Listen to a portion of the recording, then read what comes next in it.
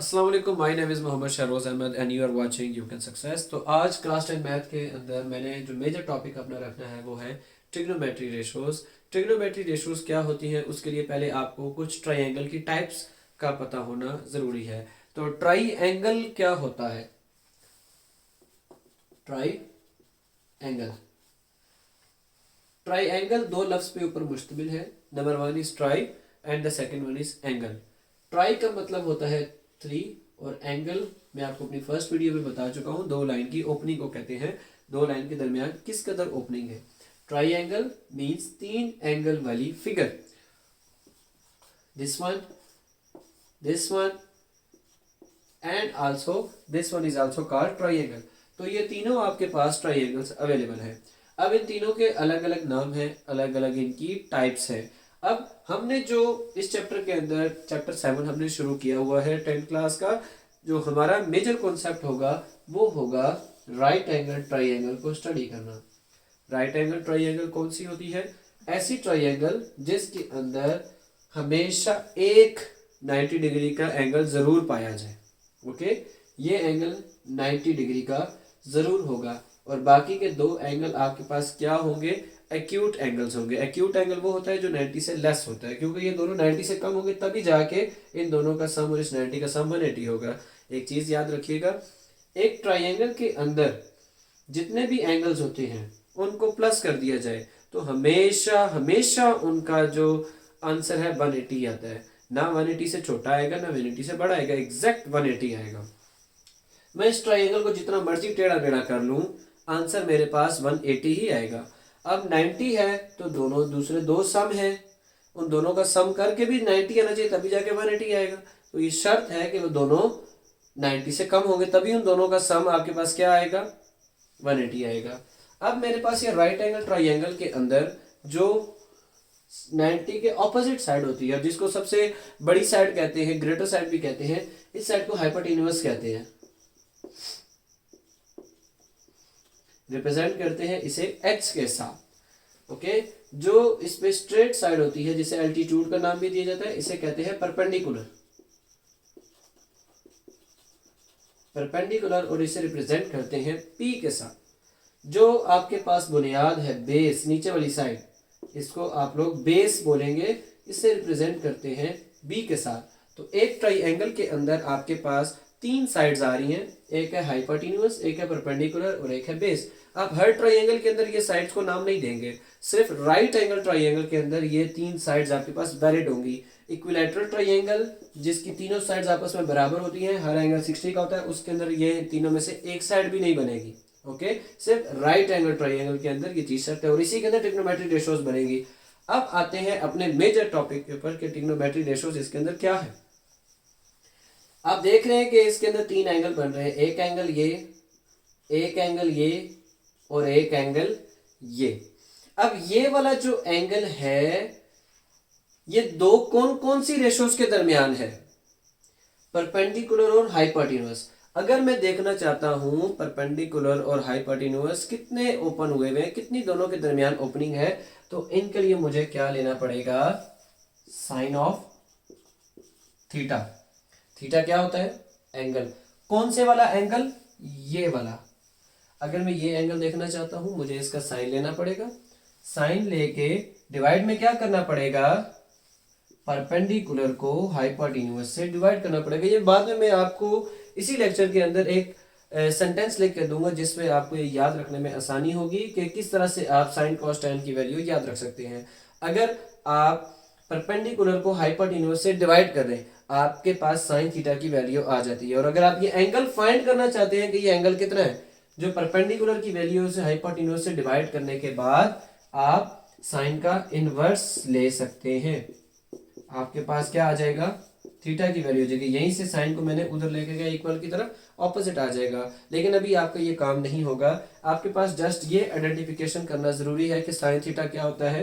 Perpendicular over hypotenuse. उसके बाद मैं बात करूं कि इस वाले एंगल को आप किस तरह से फाइंड कर सकते हैं। इसके लिए आप कॉस थीटा यूज करते हैं। कॉस थीटा क्या होता है? B over H, where B stands for base and H stands for hypotenuse. Okay, अगर आपने बेस को और हाइपोटेन्यूज को आपस में डिवाइड करते हैं और कॉस का उधर जाके इनवर्स ले लेते हैं तो आपके पास ये वाला एंगल आ जाएगा। ओके, और अगर आपके पास एंगल गिवन है या बेस और हाइपोटेन्यूज में दोनों में से एक चीज गिवन है, आप थर्ड वन ऑटोमेटिकली फाइंड कर सकते हैं। अब तीसरे नंबर पे इन दोनों को कौन सी चीज डील करती है, वो है tan थीटा।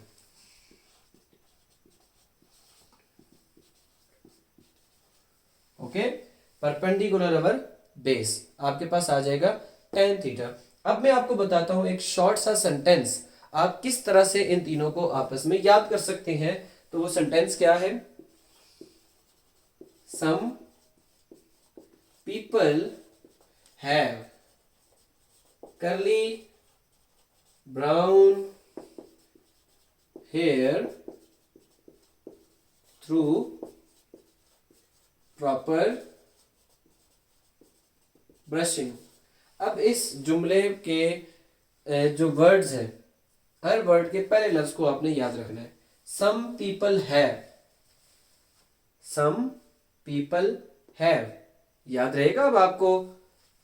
करली brown hair, curly brown hair through proper brushing, TPB, TPB. तो अगर आपको वो जुमला याद है, आपको ये बनाने में आसानी होगी। Some people have curly brown hair through proper brushing. Okay, तो इस तरह से करके आप एक कीवर्ड्स रख के आप इस तरह से इनको याद कर सकते हैं, आपको आसानी होगी साइन को याद करने में, कॉस को याद करने में और tan को याद करने में। अब आपको कुछ इनके इनवर्स फंक्शन बताता हूं, वो एक अलग टॉपिक है। आपको पहले ट्रायंगल के अंदर से ये चीजें फाइंड करना आनी चाहिए। तो कुछ इनके इनवर्स फंक्शंस और इनके कुछ इंपॉर्टेंट फार्मूलाज जो इस चैप्टर के अंदर यूज होंगे वो कौन से हैं। जैसे अगर आपके पास किसी जगह पे लिखा हुआ हो, मैं फार्मूला को यहाँ पे नंबर दे देता हूँ। ओके, अगर आपके पास कहीं पे लिखा हुआ हो 1/, साइन थीटा, तो उसको आप क्या लिख सकते हैं, कोसिकेंट थीटा। यानी कि साइन का ही ऑपोजिट ले लिया जाए, रेसिप्रोकल कर दिया जाए साइन को, तो वो कोसिकेंट बन जाता है। यानी कि आप परपेंडिकुलर और हाइपोटेन्यूज को डिवाइड करके साइन थीटा लेके आ रहे हैं, तो हाइपोटेन्यूज और परपेंडिकुलर को डिवाइड करेंगे तो कोसिकेंट थीटा आ जाएगा। ओके, साइन थीटा किसके बराबर होता है, 1/, कोसिकेंट के, और 1/, साइन थीटा कोसिकेंट के। ये आपको याद रखनी पड़ेंगी वैल्यूज, तब जाके आपकी एक्सरसाइज 7.4 बहुत अच्छे तरीके से हो सकती है। आपको ये वैल्यूज याद नहीं होंगी, आप 7.4 नहीं कर पाएंगे। तो दूसरा आइडेंटिटी क्या होगी आपके पास, 1/, cos थीटा किसके बराबर होता है, secant थीटा। तीसरे नंबर पे 1/, tan थीटा किसके बराबर होता है, cot थीटा। अब ये चीज याद रहे, कोसिकेंट अगर यहाँ पे आएगा तो साइन इधर आएगा। अगर आपको कहा जाए 1/, साइन किसके बराबर है, आप बोलेंगे कोसिकेंट थीटा के बराबर है। और अगर कहा जाए 1/, कोसिकेंट किसके बराबर है, तो आप बोलेंगे साइन थीटा के बराबर है। यही प्रोसेस इधर भी है, यही प्रोसेस इधर भी है। अब tan थीटा का फार्मूला एक और भी होता है, सिंपल tan थीटा जो होता है। 1/, tan तो मैंने बता दिया, आपके पास cot थीटा है। और सिंपल tan थीटा किसके बराबर है, ये तो आपने इसकी राइट एंगल के लिहाज से पढ़ ली, रेशो के tan थीटा परपेंडिकुलर बेस के लिहाज से है। लेकिन इन्हीं का आपस में क्या ताल्लुक है वो मैं आपको लिख के देता हूं, साइन थीटा अवर cos थीटा। और 5 पे cot थीटा किसके बराबर है, cos थीटा अवर साइन थीटा। अब cot थीटा 1/, tan थीटा के बराबर भी हो सकती है। जिस तरह से tan है ना 1/, cot, तो cot क्या होगा 1/, tan। लेकिन मैंने tan का एक वैल्यू यहाँ पे लिखी, tan theta sine over cos है, तो cot इसी का ऑपोजिट होता है, तो इन्हीं को मैंने घुमा दिया, cos ओवर साइन कर दिया, तो मेरे पास आ गया cot थीटा। एक और फार्मूला 6 पे sine square theta plus cos square theta is equal to 1। Next पे 7 1 plus tan square theta is equal to secant square theta. अब ये जो फार्मूलाज मैंने आपके सामने बोर्ड पे लिखे हैं, 1/, साइन थीटा किसके बराबर होगा, कोसिकेंट, या सिर्फ साइन थीटा किसके बराबर होगा, 1/, कोसिकेंट के बराबर, दोनों एक दूसरे का रेसिप्रोकल होंगे। तो 1 2 3 4 5 6 7, तो ये 7 डिफरेंट आइडेंटिटीज आप याद रखेंगे, आपकी 7.4 में मददगार होंगी। उसके बाद ये क्या होती हैं, ये वैल्यू याद रखेंगे, आपकी 7.23 भी क्लियर हो जाएगी।